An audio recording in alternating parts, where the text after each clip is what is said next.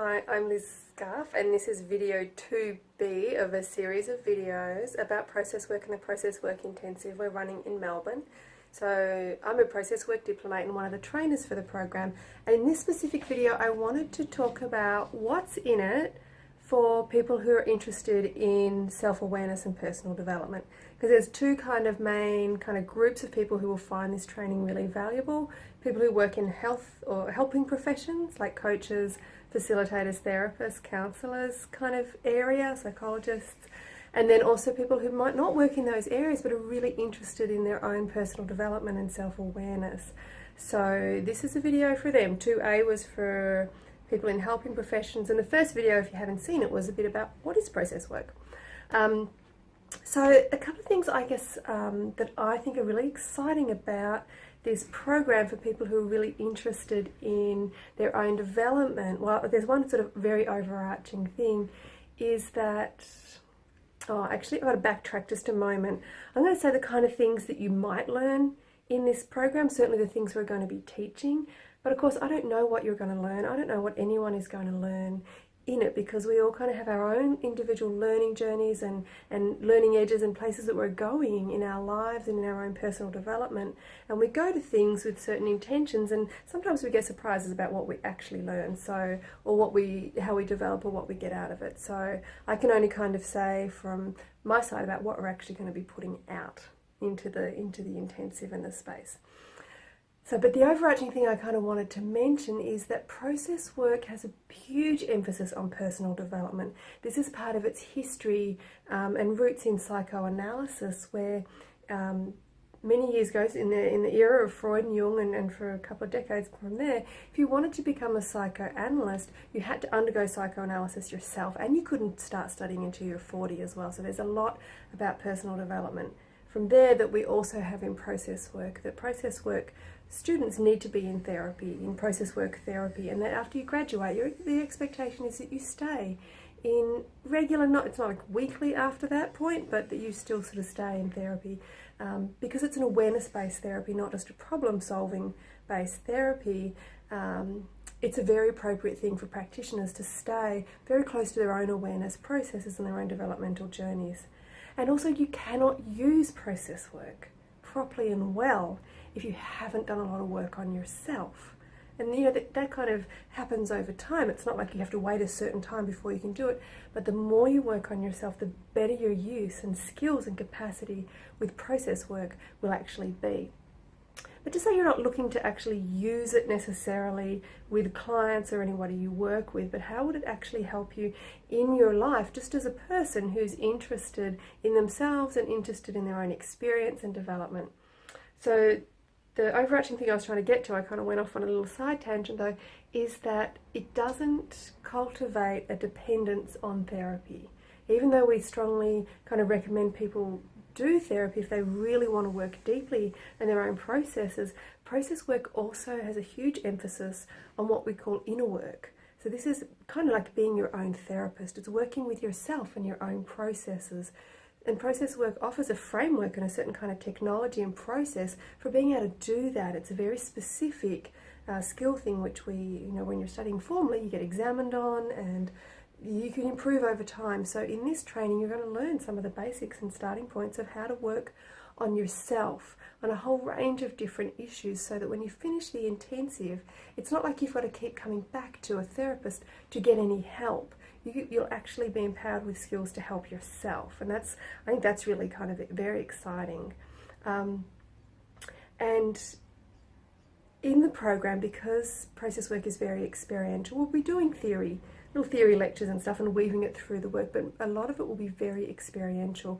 So you'll be doing a lot of exercises and practical things that relate directly to your own life and your own experiences, and you'll be practicing them on your own with partners in a small group in a whole range of different settings, in creative ways and then also talking ways, and all kinds of different sort of channels of doing work.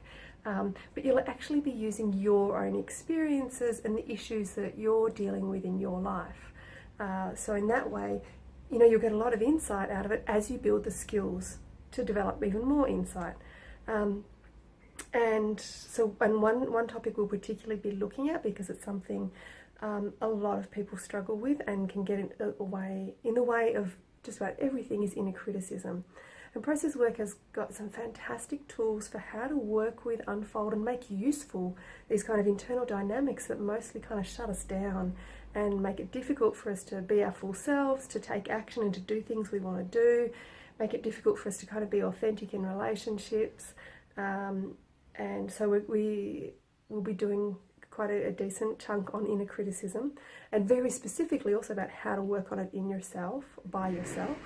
We'll also be exploring relationship conflicts and patterns of conflict. So, that kind of saying is, you're dating a different person, but it's kind of the same person, it's the same relationship, the same pattern. So looking at, well, why is that? Why do we sometimes have these patterns of behaviour or relating styles and conflicts that come up over and over again? What's going on there? I mean, very simply we'd say there's a certain kind of message or communication or part of our own wholeness that's kind of trying to get our attention through these conflicts. But what is that exactly? How do you find it? So if you're someone who kind of notices that about yourself and your style in relationships or a certain kind of pattern, the intensive will be, very helpful in helping you kind of uncover and get some insight into what is it that I do and why do I do it, and do I therefore want to change it, or don't I, or where's this going? How do I follow this further? We'll also be looking at nighttime dreams and how to work with nighttime dreams with other people, but also how to work on your own nighttime dreams. So, you get up in the morning, you go like, what the heck was that? They're so odd often and very symbolic and mysterious, but there's actually not that complicated in some ways to actually break them down and work with them. And we don't think about our dreams as much as we actually unfold the signals and the different roles in them. It's like with most process work, we don't try to be too rational or thinking about things. We try to actually engage with experiences in their own way of being expressed. So if you're curious about your nighttime dreams and can they help you with your everyday kind of issues and struggles, yes they can, and yes we do that in the intensive. Also, if you're someone who kind of struggles with a lot of body symptom issues or illnesses, whether they're kind of chronic or sort of an ongoing acute symptoms, I say ongoing acute, that's a bit of a mixing, but like maybe you just get sick quite a lot, but it's not one sickness necessarily. So we'll be looking a lot at, I guess, a reframing of what health actually means. Like we kind of had this idea that health is an absence of symptoms, and process work would say no, not at all. A symptom doesn't mean you're unhealthy necessarily, or a disease doesn't make you unhealthy. It means you've got a really interesting and sometimes very big and tough process in your life, but let's kind of take away those labels of what's healthy and not healthy necessarily. So so looking at how process work works with body symptoms and body experiences in ways that assume that they're meaningful. We don't disregard sort of medical interventions.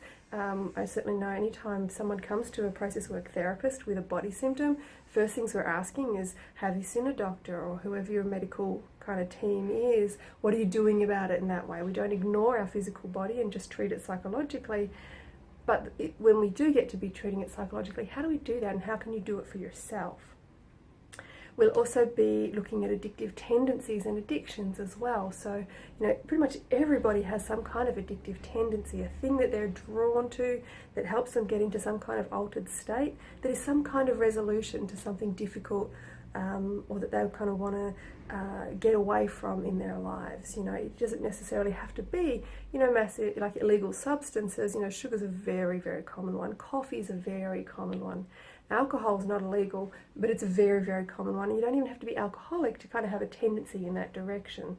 So we'll be looking at addictive tendencies and addictions and how we can work with them to kind of uncover what's the process in the background. What are we trying to achieve unconsciously through the substance or the behaviour, but we're mostly talking substances here. And is there a way that you can do it that doesn't mean you have to use the substance?